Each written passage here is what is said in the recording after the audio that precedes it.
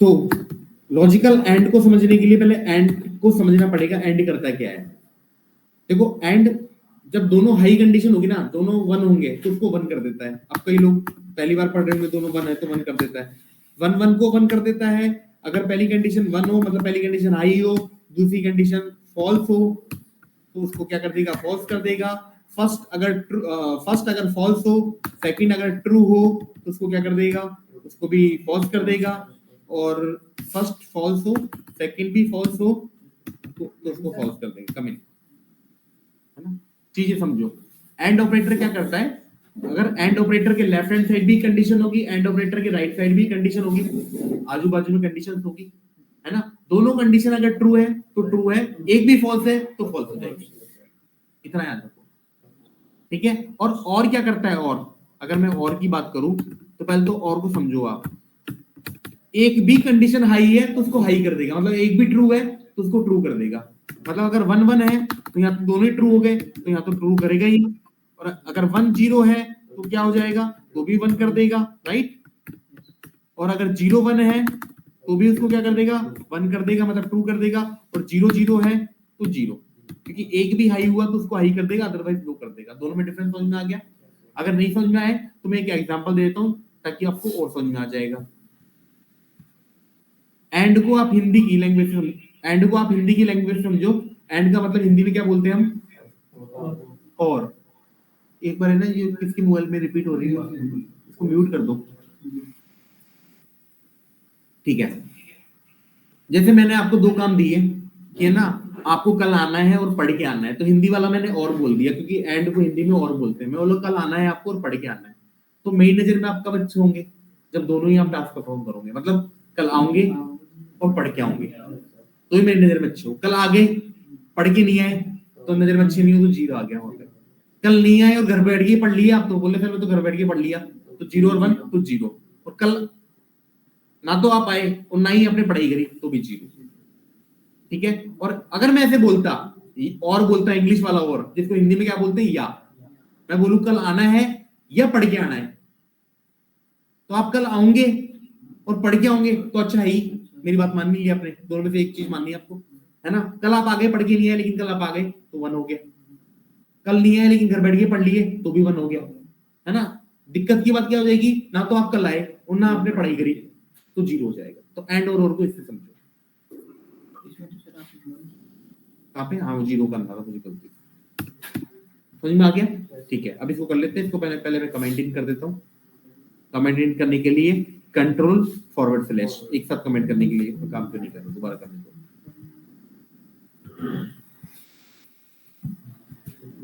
ये मैं बता दूंगा कमेंट क्या होता है, बाद में बता दूंगा, ठीक है। अब वही करेंगे, दो नंबर सामने वाले से ले लेते हैं। ए इज इक्वल टू, मैं बोल देता हूँ, समझने की कोशिश करना पूरी पूरी। इवेल टाइप का इनपुट ले रहा हूँ, और जिसको ये नहीं पता इवेल वगैरह क्या होते हैं उसको टेंशन लेने की जरूरत नहीं है, वो डायरेक्ट समझो कि एक कोई वैल्यू ले रहे हैं सर। इनपुट एंटर ए, मैं एक नंबर सामने वाले से ले लिया।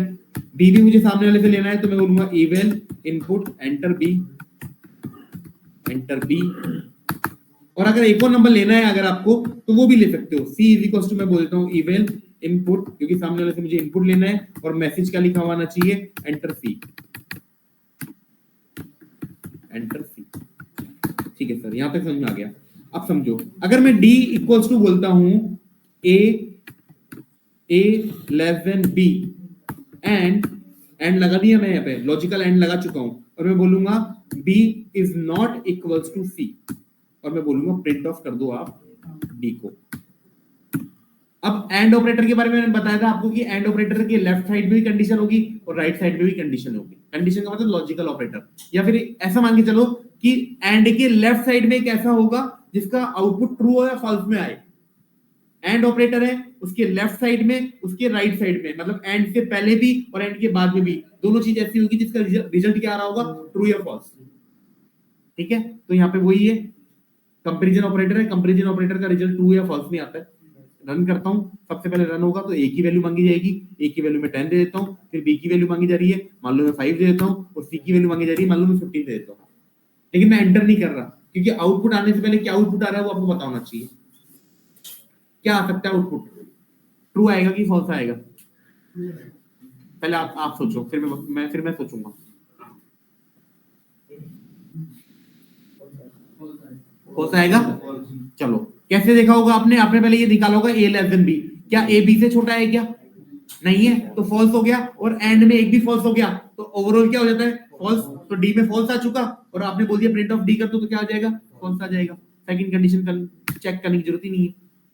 फिर भी चेक करना चाहो तो B is not equal to C, क्या बी सी के इक्वल नहीं है? हाँ, ये ट्रू हो जाएगा।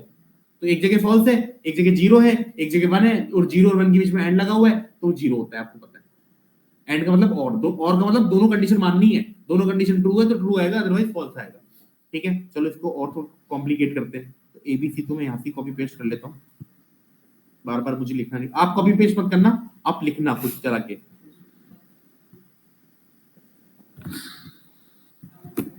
और मैं बोल देता हूं d इज इक्वल्स टू, अब सेम इनपुट के लिए सेम जो प्रीवियस मैंने एग्जांपल कराया उसमें मैं और लगा देता हूं। जैसे मैंने बोल दिया a लेस देन b, जैसे कि मैंने पूरा ऊपर बोला था, बस यहाँ पे मैं और लगा रहा हूँ, और यहाँ बोलता हूँ b is not equals to c, b is not equals to c, और मैं प्रिंट ऑफ कर देता हूँ d। बताओ इस बार क्या आ जाएगा? वही वैल्यू दे रहा हूँ 10, 5, 15, क्या आ जाएगा? ट्रू। क्यों आ जाएगा ट्रू? एक कंडीशन फॉल्स होगी, एक कंडीशन ट्रू है, और एक जगह भी ट्रू आ जाता है और में, तो ट्रू देता है। समझ में आ गया होगा एंड ये वाला। चलो इसको और कॉम्प्लिकेट करते हैं। पहले आपको एंड समझा दिया, फिर मैंने और समझा दिया, अब मैं नॉट समझा रहा हूँ। लॉजिकल नॉट तीसरा ऑपरेट होता है इसमें। लॉजिकल एंड, लॉजिकल और, लॉजिकल नॉट। लॉजिकल नॉट क्या करता है? कुछ नहीं, रिवर्स कर देता है आउटपुट को। अगर ट्रू आ रहा है तो फॉल्स कर देगा, फॉल्स को ट्रू कर देगा, मतलब 0 को 1, 1 को 0। ठीक है, कैसे लगता है वो देख लेते हैं। जैसे सेम एग्जांपल में उठा लेता हूं यहीं से समझाने के लिए। ठीक है, अब जो डी था ना उसमें नॉट ऑफ लगा देता हूं, not of this, not of this, और सेम मैं कर देता हूं इसको रन, और वही ले लेता हूं 10, 5, 20। तो पहले क्या आ रहा था? ट्रू आ रहा था ना, तो उसको क्या कर देगा? ये फॉल्स कर देगा। लेकिन दोबारा से हम एक बार हाँ कर देगा फॉल्स, मुझे पता है, लेकिन फिर भी हम एक बार चेक कर लेते हैं। सबसे पहले कंडीशन चेक होगी ए लेस देन बी की, क्या ए लेस देन बी है? क्या नहीं है सर, तो ये तो फॉल्स हो गया। दूसरी कंडीशन चेक होगी B is not equal to C, क्या बी और सी इक्वल नहीं है? क्या सर नहीं है, तो ये तो हो गया ट्रू। और फॉल्स और ट्रू और लगा हुआ है, तो ओवरऑल क्या हो जाएगा? ट्रू। और नॉट ऑफ लगा हुआ है, तो ट्रू का क्या हो जाएगा? फॉल्स। ये आपको ऐसे समझना पड़ेगा, ये आ गया फॉल्स। पूरी कमांड होनी चाहिए हर कोड पे आपकी। ठीक है, अब कॉम्प्लिकेट दे रहा हूं और आप मुझे बताओगे। हाँ बता दिए। देखो नॉट को छोड़ दो एक बार, इस ए लेस देन बी ये क्या है? फॉल्स, और B not equal to C क्या है? ट्रू। ओवरऑल रिजल्ट क्या होगा अंदर का? ट्रू, क्योंकि और लगा हुआ है, और ट्रू का नॉट ऑफ कर दिया आपने, तो क्या हो जाएगा? फॉल्स। समझ में आ गया? ठीक है, अब मैं थोड़ा बहुत कॉम्प्लिकेट बनाऊंगा, आपको ही सोच समझ के जवाब देना है, जो मन में आएगा वो लिखूंगा मैं। तो d इज इक्वल्स टू, तो पहले तो मैं कर देता हूँ a, चलो ब्रैकेट का यूज कर लेता हूँ, a less than b and a less than b and b equals to c, b equals to c, और यहाँ कर देता हूँ उसको मैं। क्या हो गया? कोई दिक्कत है क्या?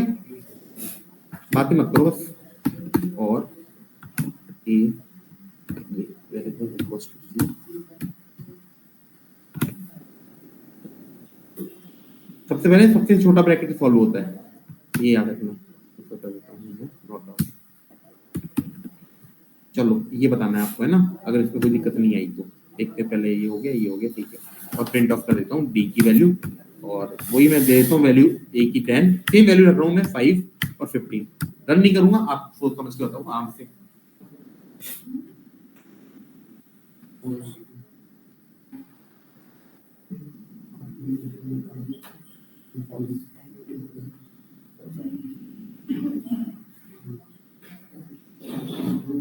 पहले ये वाला ब्रैकेट सॉल्व होगा, इधर वाला। तो इसका जो भी रिजल्ट आएगा वो और के साथ लगेगा, फिर ओवरऑल का नॉट लगेगा।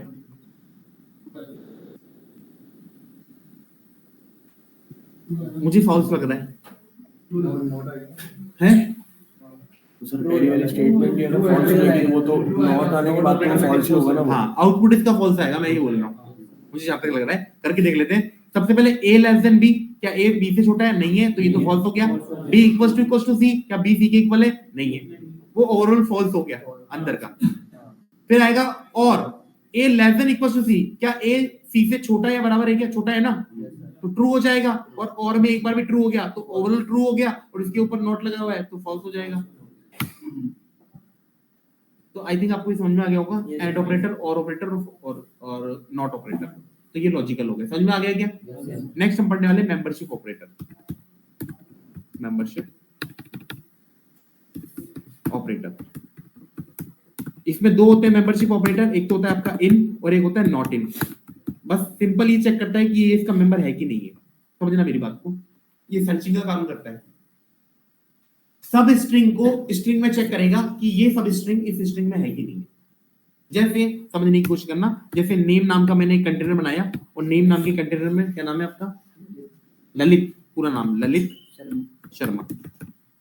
ये नेम नाम का कंटेनर बनाया और उसमें ललित शर्मा को मैंने होल्ड करवा दिया, ठीक है सर। अगर मेरे को सर्च करना है इसमें से कि LIT, ये इसको बोलते हैं सब स्ट्रिंग, क्योंकि ये पूरी को बोल दिया स्ट्रिंग, तो इसके छोटे पार्ट को बोल दिया मैंने सब स्ट्रिंग।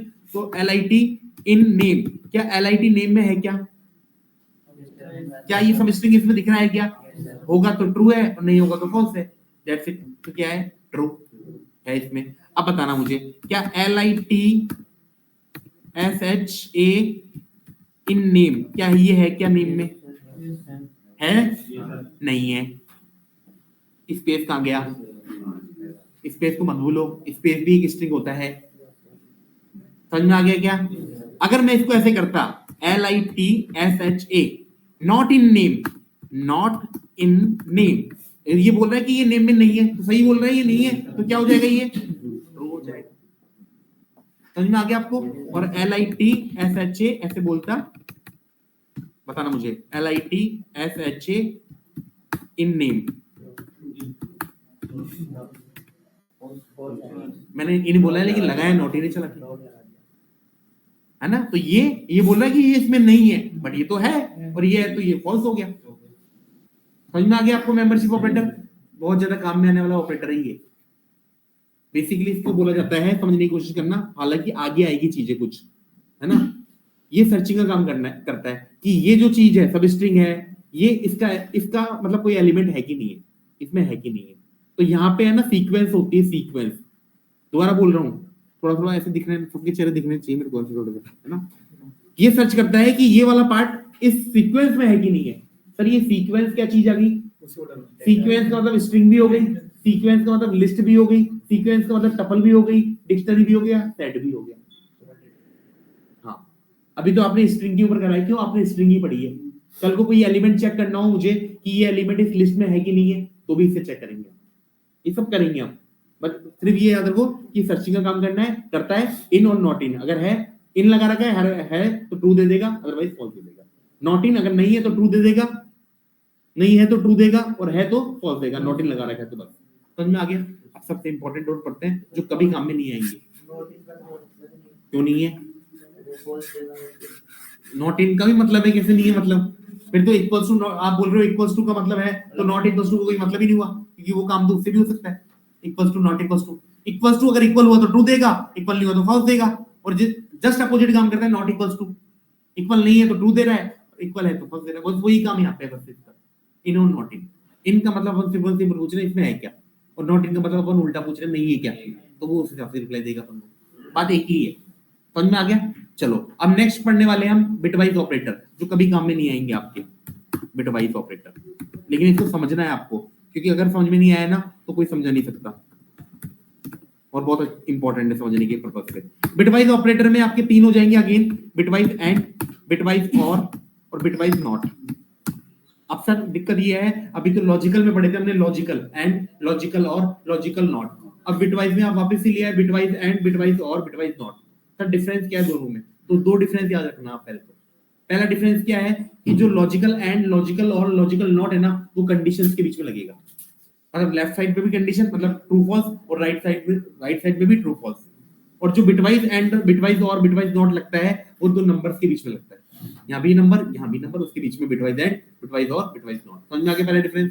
सेकंड डिफरेंस ये है कि लॉजिकल एंड, लॉजिकल और लॉजिकल नॉट, ये जब लगाओगे आप तो एंड को ए एंड डी लिखोगे, यहाँ पे उसका साइन यूज मिलोगे आप, एंड का साइन, और का साइन और नॉट का साइन, दो डिफरेंस याद रखना।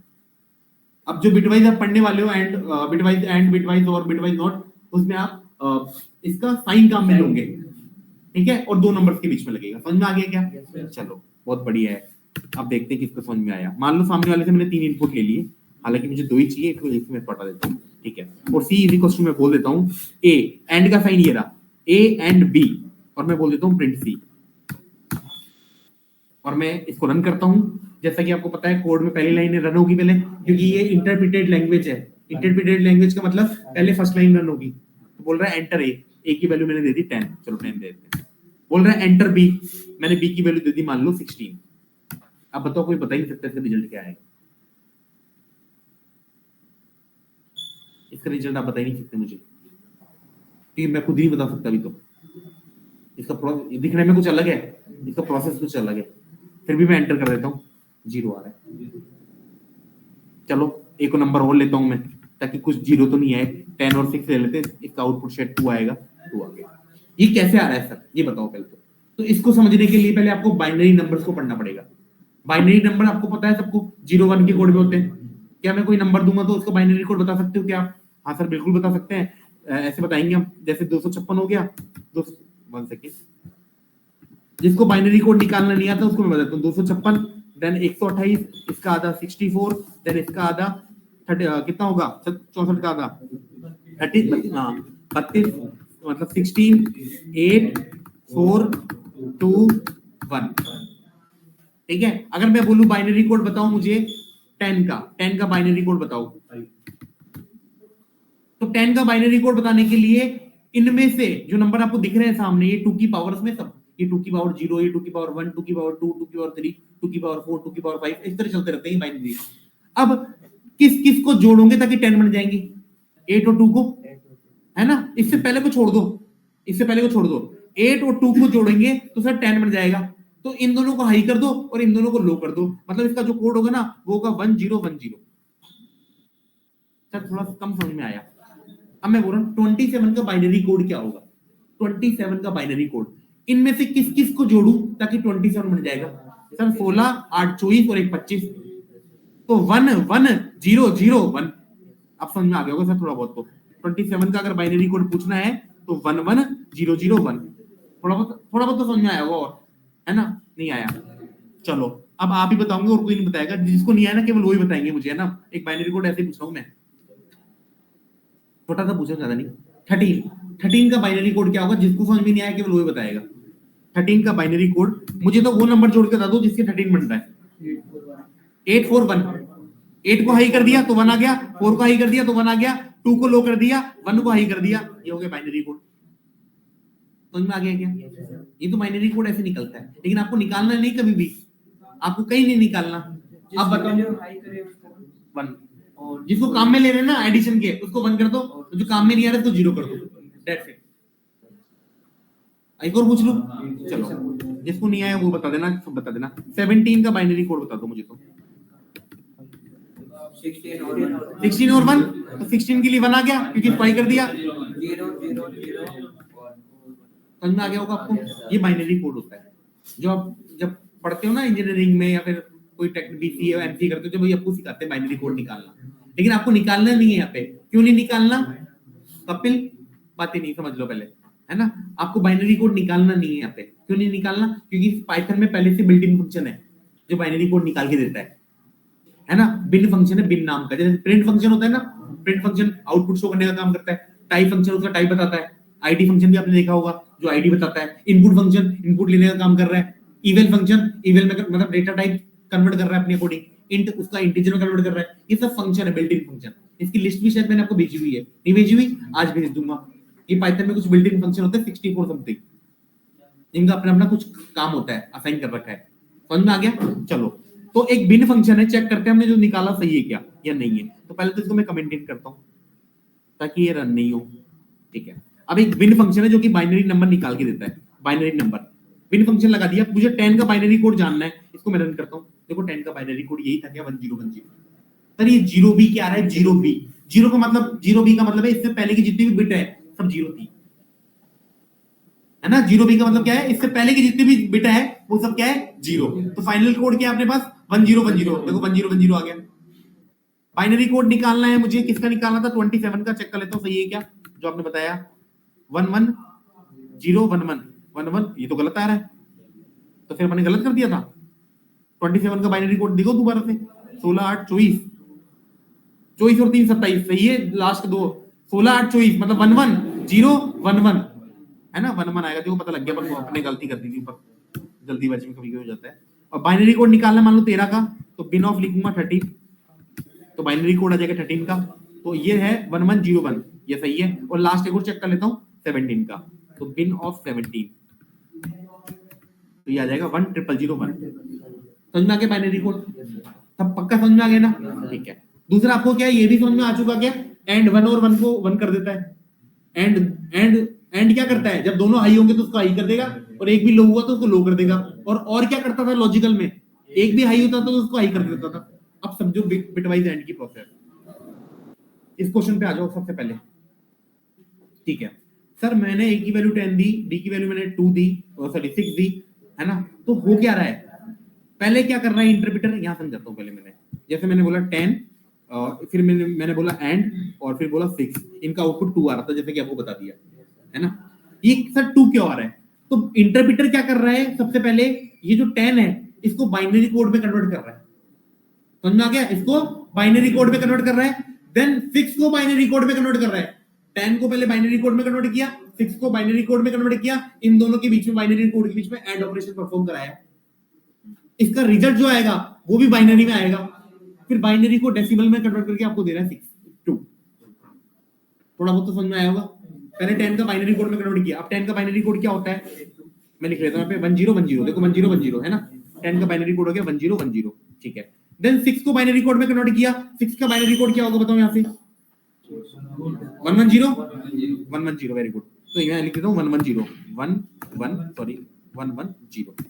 तो पहले 10 को कन्वर्ट किया बाइनरी कोड में, फिर 6 को कन्वर्ट किया बाइनरी कोड में। अब इनके बीच में एंड ऑपरेशन लगाओ। एंड ऑपरेशन क्या करता है, देखो एंड ऑपरेशन, ये दोनों लो है, 0 0 तो 0 होगा, 1 1 1 हो जाएगा, वेरी गुड। देन 30 को देखो 0 1 0 हो जाएगा, क्योंकि एंड लगा हुआ है, दोनों हाई होने चाहिए। और नेक्स्ट वाला जो 4th डिजिट है वो 1 और ये 0, यहाँ पे कुछ नहीं है, इसका मतलब क्या है 0, ये भी क्या हो जाएगा 0। अब ये जो बाइनरी कोड आया, ये किसका बाइनरी कोड है, ये 0 0 जो आ रहा है ना उसको तो भूल जाओ आप, लास्ट के 0 0, 1 0 को याद रखो, 1 0 के लिए 1 0 1 0 1 और 0 करूंगा मतलब 2 को हाई कर दूंगा, तो 2 का बाइनरी कोड है। समझ में आया वो थोड़ा बहुत, मतलब कुछ नहीं। 10 और 6 का अगर आप बिटवाइज एंड निकाल रहे हो, तो पहले इसको बाइनरी कोड, देन इसका बाइनरी कोड, इनके बीच में एंड ऑपरेशन, इसका जो रिजल्ट आएगा वो भी बाइनरी में आएगा, देन उसको डेसिमल। आपको तो क्या दिख रहा है कि डेसिमल में जा रहा है और डेसिमल में आ रहा है, लेकिन बीच में ये क्या हो रहा है वो पता नहीं है। बीच में बाइनरी में कन्वर्ट हो रहा है, बाइनरी में ही ऑपरेशन परफॉर्म हो रहा है, उसका रिजल्ट बाइनरी में आ रहा है, लेकिन कन्वर्ट फिर लास्ट में कितना हो रहा है, डेसिमल में। डेसिमल में जा रहा है, डेसिमल में आ रहा है, ये बीच का प्रोसेस है। आई थिंक थोड़ा बहुत तो समझ में आया होगा, ठीक है। उसी तरह मैं वापस से ले लेता हूँ, इसको मैं हटा देता हूँ, ये सिर्फ समझाने के लिए था, इसको भी हटा देता हूँ, ठीक है। अब सेम एग्जांपल में ले रहा हूँ, इसको कॉपी पेस्ट कर लेता हूँ और इनके बीच में और लगा देता हूँ, फिर इसका आउटपुट मुझे बताना आप।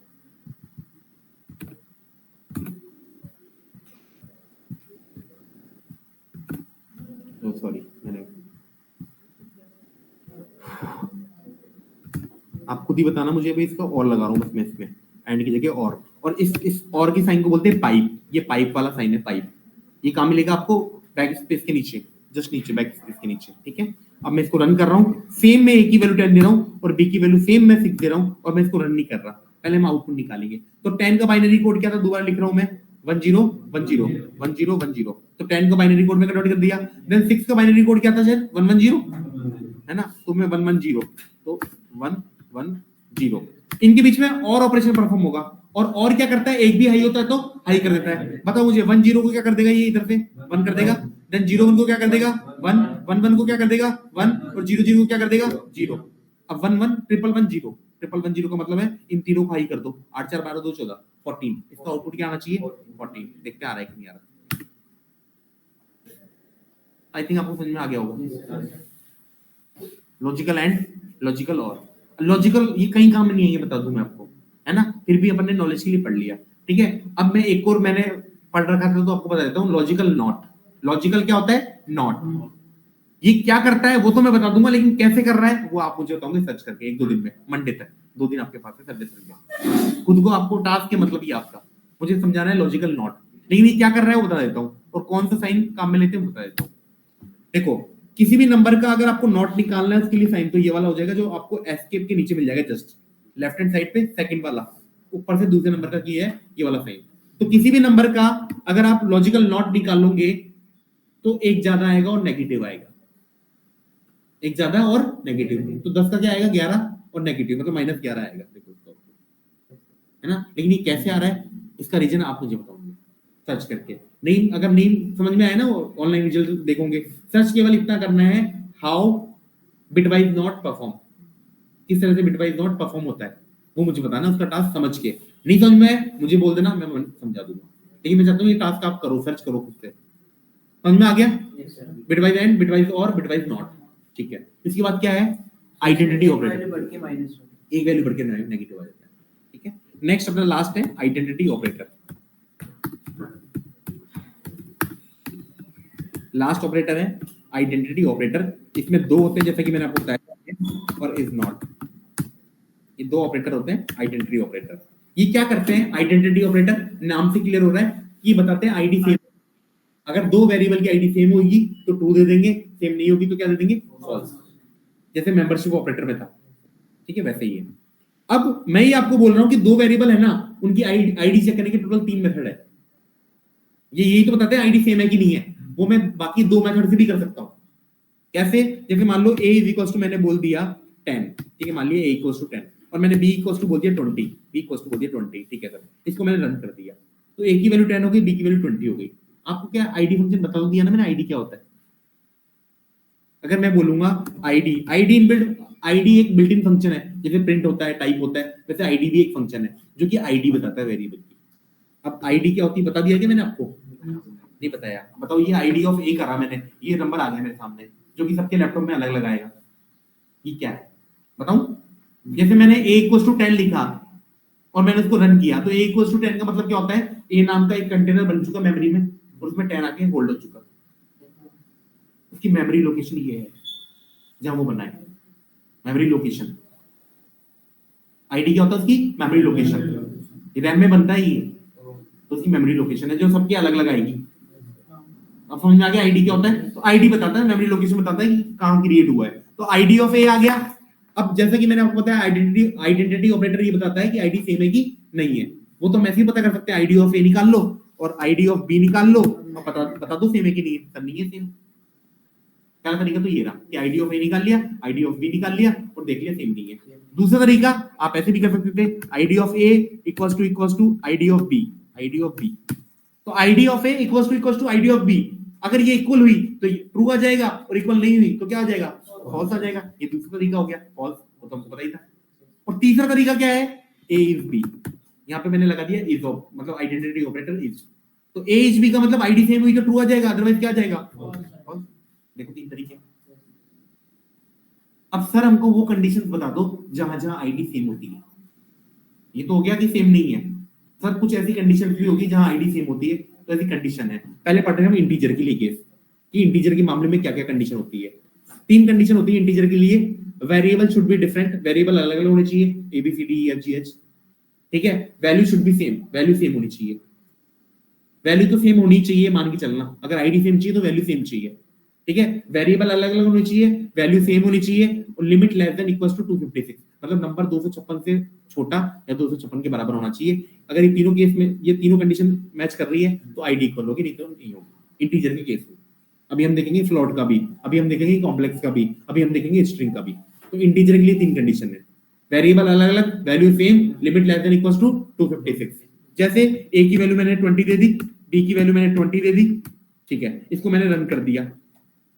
अब देखो वेरिएबल तो अलग अलग है, वैल्यू सेम है, और limit less than equals to कितना है? 256 से कम है नंबर, तो इनकी आईडी क्या होनी चाहिए? सेम होनी चाहिए। और a इज b मैं करूंगा और मुझे पता है आईडी सेम है, तो क्या क्या रिजल्ट आ जाएगा? समझ में आ गया क्या? या नहीं आया? जैसे मैंने बोल दिया C इक्वल्स टू 255 और D इज इक्वल्स टू बोल दिया मैंने 255 और मैंने इसको रन कर दिया। अब C इज D, क्या ट्रू आएगा क्या? 256 से कम है। अब यहाँ पे हाँ बोलो, 256 है इसका 2 की पावर 6 बिट क्या होता है? 256 2 की पावर 8 होती है शायद, तो फिक्स करा गया है वो, इनकी आईडी सेम रहेगी इतने बिट, मतलब इतनी पावर है तो 2 की पावर, ठीक है। अब मैं आपको ये बता रहा था, हाँ अब मान लो अगर मैं C की वैल्यू 257 ले लेता और D की वैल्यू भी 257 ले लेता, 250 D इज इक्वल्स टू मैं बोल देता 257। अब मैं इसको रन कर देता, अब बताओ C इज ये ट्रू आएगा, ये दोनों की आईडी सेम नहीं है, ट्रू आएगा। समझ में आ गया होगा आपको अच्छी तरह से, ठीक है सर। ये तो स्ट्रिंग का उसका इंटीजर केस हो गया, बाकी केस अब मैं बताने जा रहा हूँ आपको यूनिवर्सल, जो सबके लिए लागू होते हैं, चाहे इंटीजर हो, चाहे फ्लोट हो, चाहे कॉम्प्लेक्स हो, उनके लिए क्या रूल है, कब आईडी सेम होती है। तो पहले दो ही कंडीशन है इसमें, वेरिएबल एक ही लाइन में डिफाइन होनी चाहिए, वेरिएबल एक ही लाइन में डिफाइन होनी चाहिए, वैल्यू सेम, दूसरा वैल्यू सेम। जैसे a, b, c, d, ये चार वेरिएबल मैंने एक ही लाइन में डिफाइन कर रहा हूँ, इक्वल्स टू। पहले मैं आपको बता रहा हूँ फ्लोट के लिए, जैसे a की वैल्यू मैंने ले ली 10.5, b की वैल्यू मैंने ले ली 10.5, c की वैल्यू मैंने ले ली मान लो 20 और d की वैल्यू मैंने ले ली मैंने मान लो 10.5, और इसको कर दिया रन, है ना। ये यूनिवर्सल है, सबके लिए एप्लीकेबल है ये, तो यूनिवर्सल है। तो पहले कंडीशन क्या थी कि एक ही लाइन में डिफाइन होना चाहिए, सर एक ही लाइन में डिफाइन है ABCD चार वेरिएबल, ठीक है। दूसरा क्या है, वैल्यू सेम। तो बताओ A और B की आईडी सेम होगी कि नहीं होगी? क्योंकि सेम होगी सर, ऑब्वियस सी बात होगी, एक ही लाइन में डिफाइन है, वैल्यू सेम है। और बताओ मुझे A और D की आईडी सेम होगी क्या? D होगी ना। और बताओ मुझे A is C, क्यों नहीं होगी? रीजन वैल्यू सेम नहीं है, फॉल्स। अब ये बताना मुझे A is B, ऐसे उल्टे सीधे करने की कोशिश कर रहा हूं मैं ना, is not C, क्या रिजल्ट आएगा? True false? मेरे को ट्रू क्यों लग रहा है? A is B तो ट्रू आएगा, But it's not like run करके मैं तो उल्टा सीधा कर दिया, सच बता रहा हूं। A is B की आईडी सेम होगी कि नहीं होगी? होगी। और वो बोल रहा है कि इनके जो रिजल्ट आ रहा है वो C के बराबर होगी क्या? नहीं होगी, तो इफ नॉट लगा रहा है तो ट्रू ही आ गया ना। नहीं आया समझ? ये सीख वैसे ही है जैसे कभी मैथ्स में पढ़ा होगा ना, A equals to B equals to C, तीन लगा देते ना अपन, वो वैसे ही हो गया तीन के साथ। नहीं आया? सही पक्का ना? चलो ये तो हो गया आपका यूनिवर्सल। चलो वो यूनिवर्सल में आपको कॉम्प्लेक्स वाला भी बता देते हैं। जैसे कल को मैं A, B, C, ऐसे A, B, C लिख देता और 10 + 5j लिख देता, जो कि कॉम्प्लेक्स नंबर, ये तो यूनिवर्सल है, सबके ऊपर एप्लीकेबल है। यहाँ पे 20 कर देता और यहाँ पे 10 + 5j बोल देता। तो यूनिवर्सल में यही है कि सिंगल लाइन में डिफाइन होना चाहिए, जो कि है वैल्यू सेम होनी चाहिए। तो A is C क्या आएगा बताओ? A is C, A और C की वैल्यू सेम है, ट्रू आ जाएगा। और A B क्या हो जाएगा? बस। और इंटीजर भी, इसमें इंटीजर भी लगा सकते हैं हम, ऐसी बात नहीं है, वो तो पर्टिकुलर अलग के लिए करता, ये तो यूनिवर्सल है, इसमें इंटीजर भी लगा सकते हैं। जैसे कल को मैं बोल दिया A, B, C is equals to, समझना मेरी बात को ध्यान से, मैं 300 दे देता हूँ, 300 D की वैल्यू भी 300 दे देता हूँ और यहाँ दे देता हूँ कुछ भी जो आपकी मर्जी, 12। एक सेकंड मैम को बोला, यस मैम। श्रेयांश इस बैच में है ना? इस बैच में तो नहीं आया श्रेयांश, नहीं।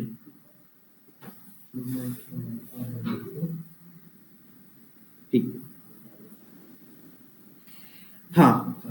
अब वो चीज अलग है कि जब वेरिएबल अलग अलग होने चाहिए, वैल्यू सेम होनी चाहिए, limit less than equal to 256, उधर अलग है।